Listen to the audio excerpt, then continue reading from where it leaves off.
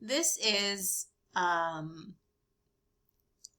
a problem that is manufactured. It doesn't exist, and it is manufactured because of a cherry picking situation where people don't understand the situation in which the word first would be used, and that is always if it is in a sequence, the first of something, because there's a second or a third or a fourth. I'm looking at the word first in the Bible. And the first time it's used is the first day. Well, there were 7 days of creation, and evening and morning were the first day. And then evening and morning were the second day, etc. In Genesis 4, it talks about the firstlings of the flock. Yeah, because there would be more born after that. So the firstlings were the firstborn of the flock in, a specific year, time of year? The first day of the month, yeah, because there's a second day of the month, and the third day of the month, and a fourth day of the month, etc. In the first year, yes, because there's a second year, and a third year, and a fourth year. And in all of this. So when we look at this, and we're looking at the context of the word first, it's because there's always going to be something that comes after that, which makes the first a first. If you only have one thing, or one time, it's never a first. It's only a first if there's a second. Kind of like when you're writing a paper and you have an outline. There's only an A if there's a B, otherwise it's just a bullet point. There's only a first heading if there's a second heading.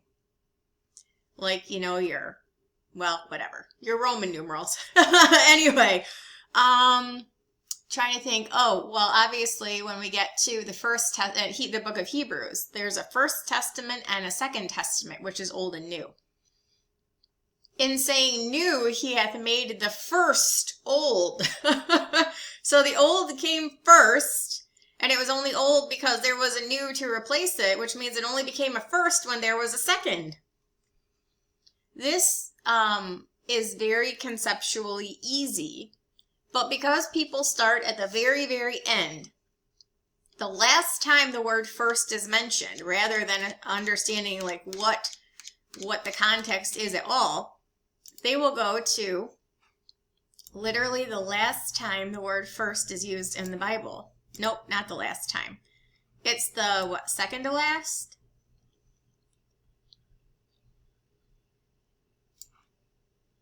No. Fourth, fifth to last. The first resurrection.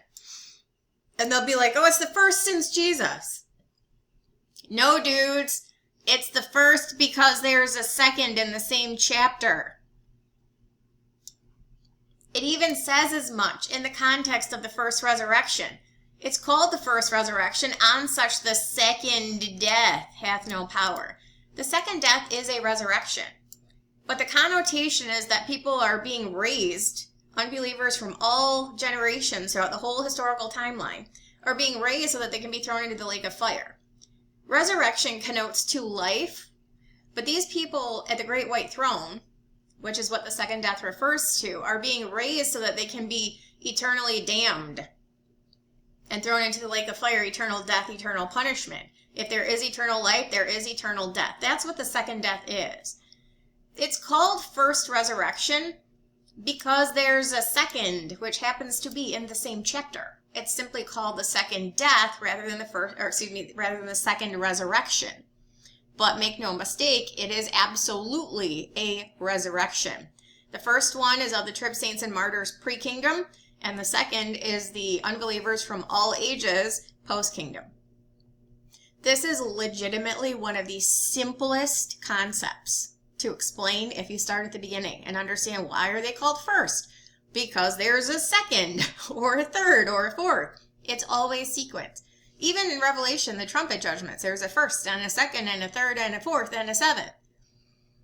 There's a first because it's the first in a sequence. This is conceptually very, very simple, and yet there is a refusal, a blatant refusal of people who desperately need for the first resurrection to be the rapture, to totally miss this point.